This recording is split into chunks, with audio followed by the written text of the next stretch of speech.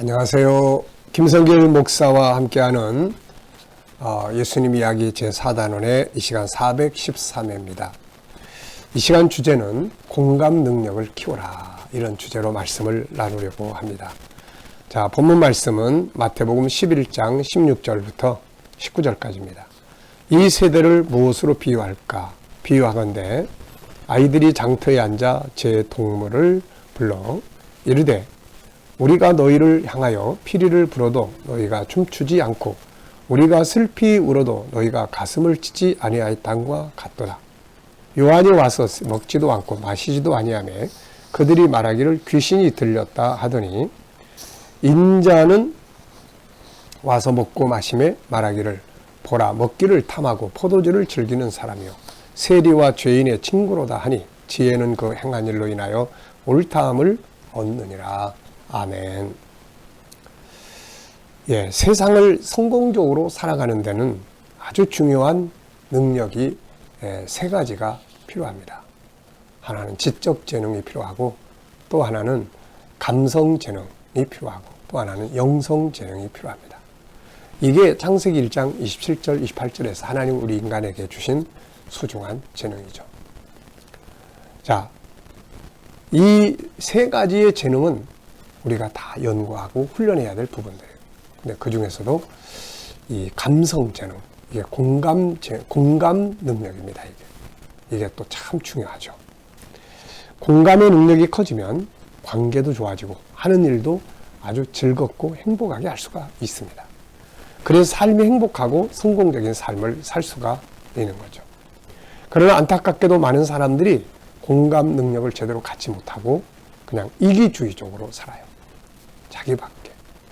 그렇다고 해서 진짜 자기에 대해서 바르게 알고 공감을 하고 사느냐? 이것도 또 아니에요. 괜히 욕심적인 이기주의를 가지고 사는 거죠. 그러다 보니까 서로 다투고 분쟁하고 자기 자신도 미워하고 학대하고 막 이렇게 사는 거예요. 자, 전 시간에 우리는 예수님이 당시의 말씀을 나누시면서 세례 요한을 중심으로 해서 시대의 변화도 말씀하시고 복음을 나누실 때 세 종류의 사람들, 첫째는 무관심한 사람, 두 번째는 항상 부정적이고 비판적인 사람들, 공감 능력이 없는 거죠. 세 번째는 이제 긍정적으로 받아들이고 이해하고 또 함께 참여하는 이 사람들을 우리가 봤습니다. 자, 당시 사람들은 공감 능력이 별로 없었던 것 같아요. 이들은 그냥 자기들의 습관과 자기들의 고정관념 그리고 질투심 이런 것들에 갇혀 있었습니다. 그래서 결국 자기들 식대로 생각하다가 예수님을 버리고 또 예수님을 십자가에 매달아 죽게 하고 결국은 자기들도 멸망으로 가게 된 것이죠. 만약에 이때 당시의 사람들이 주님을 보고 주님의 말씀을 듣고 공감 능력이 있었다면 어떻게 됐을까요? 자, 17절을 보면서 보겠습니다. 이르되 우리가 너희를 향하여 피리를 불어도 너희가 춤추지 않고 우리가 슬피 울어도 너희가 가슴을 치지 아니하였다. 무관심한 거거든요. 공감 능력이 없어요. 만약에 공감 능력이 뛰어나다면, 발전해 있다면 이렇게 했을 거예요. 피리를 부는데 얼마나 신납니까? 같이 흥겨워하고 그 즐거운 상황에 공감하고 즐거워하는 사람의 그 즐거움에 동참하는 거죠. 축하해주고. 그랬다면 어떻게 됐을까요? 그리고 옆에서 누가 슬프게 울고 있습니다.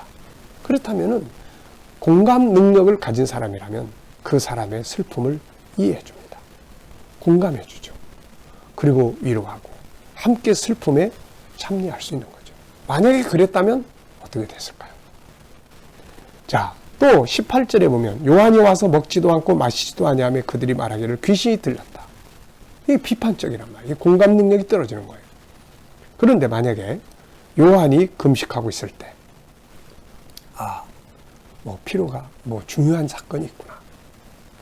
저분이 참 저렇게 금식해야 될 어떤 중요한 사연이 있다. 이거를 이해하고 인정해주고 힘든데 정말 대단하다. 그리고 격려하고 지지하고 옆에서 같이 기도해주고 이렇게 동참해줬다면 어떻게 됐을까요? 이런 사람들이 바로 공감 능력이 있는 사람들이에요.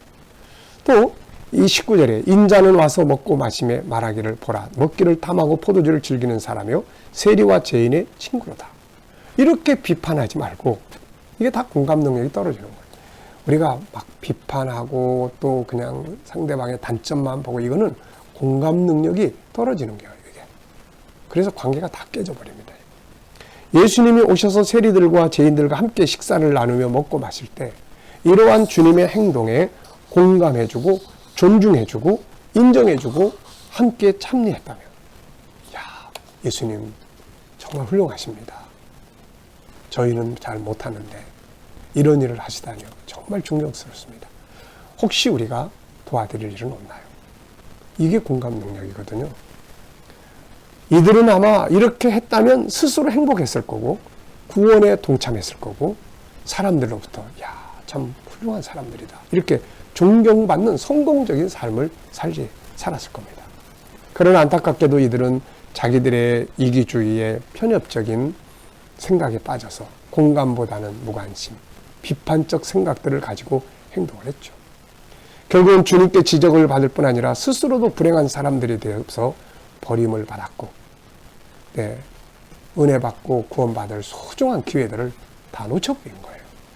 그러니까 상대방을 비난함으로써 자기가 성공할 수 있는 소중한 기회를 잃어버릴 수가 있는 거죠. 요즘 사회에서도 많이 나타난 말들 중에 하나가 공감 능력, 감성 능력 이런 표현들을 많이 합니다. EQ 이런 표현들을 많이 하거든요. 옛날에는 지식적인 것만 잘 배우면 성공하는 줄 알았어요. 그런데 시대가 발전해 나가면서 가만 보니까 공부만 잘해가지고 똑똑하다고 해서 성공하는 게 아니라는 걸 사람들이 알기 시작합니다. 그럼 뭐지? 공감 능력, 감성 재능 이게 필요하구나 해서 사람들이 감성, EQ 이런 말들을 하기 시작을 한 거죠. 가족 관계에도 동료와의 관계에도 그리고 업무와의 관계에서도 공감 능력이 크면 잘할 수 있고 발전할 수가 있고 즐겁게 행복하게 할 수가 있죠. 공감이라는 게 뭡니까? 인정해 주는 거예요. 행동을 인정해 줍니다. 선택을 인정해 주는 거예요. 이해해 주는 거예요. 그럴 수 있겠다. 이해해 주는 거예요. 지지해 주는 거예요. 마음에 안 들어도 지지해 주는 거예요. 그리고 함께 참여해 주는 겁니다. 이런 것들이 바로 공감 능력이라고 해요. 문제가 있을 때 왜 그랬어 도대체 이렇게 하는 게 아니라 그럴 수도 있겠다. 그렇게 생각할 수도 있네. 이게 공감 능력이거든요. 무관심이 아니라 많이 아프겠다. 많이 힘들지. 성질내고 분노하고 이런 거 보면 같이 화내는 게 아니라 그럴 수 있겠다. 많이 속상하겠네. 이거 공감해 주는 거거든요. 그리고 그의 또 수고, 잘 못했을 때도 그래도 수고 많이 했어. 그래도 열심히 했는데 결과라는 건 항상 달라. 더 좋게 만들어지겠지. 그럼 공감해 주는 거예요. 인정해 주는 거예요.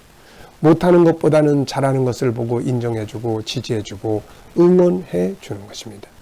상대방이 분노하고 있을 때도 그럴 수밖에 없었을 것이라고 공감하고 지지하고 존중하는 거죠. 공감 능력은 사람과의 관계만이 아닙니다. 내가 하고 있는 업무와의 관계도 아주 중요해요. 공감 능력이 큰 사람들은 업무를 아주 행복하게 합니다. 즐겁게 해요. 그리고 발전시킬 수가 있어요. 근데 공감 능력이 떨어지는 사람들은 업무에 대한 이해력이 떨어지고 익숙함이 떨어지고 또 어떤 비전이 없고 그러다 보니까 재미가 없어요. 발전도 못합니다. 왜 해야 되는지도 몰라요. 이런 것들이 자기 하는 일을 결국 발전시키지 못하게 되고 그렇게 되는 거죠. 그래서 공감 능력이 뛰어난 사람들은 업무에 대한 이해력이 높습니다. 공감이라는 게 같이 이해하는 거 아니잖아요. 그 내용에 대해서 충분히 이해하는 거예요. 그래서 업무에 대한 이해력을 높고 업무에 대해 항상 고마움을 가져요. 일할 수 있다는 게 너무 감사해. 이런 일 내가 할 수 있다는 게 얼마나 감사해. 공감 능력이 떨어지면은 지겨워 이렇게 되는 거예요. 그 업무에 적극적으로 참여합니다. 그리고 업무를 자랑스러워해요. 소중한 가치들을 찾아내죠. 그러다 보니까 업무를 발전시키기 위해서 많은 생각들을 합니다. 그래서 창의적인 노력을 기울이게 되는 거죠. 사실 이 공감 능력의 원천은 하나님이시고 예수님이죠. 그래서 그분은 우리를 대할 때도 항상 공감 능력이 크세요. 우리가 약할 때 그분은 지적하고 나무라기보다는 위로하시고 이해해 주세요.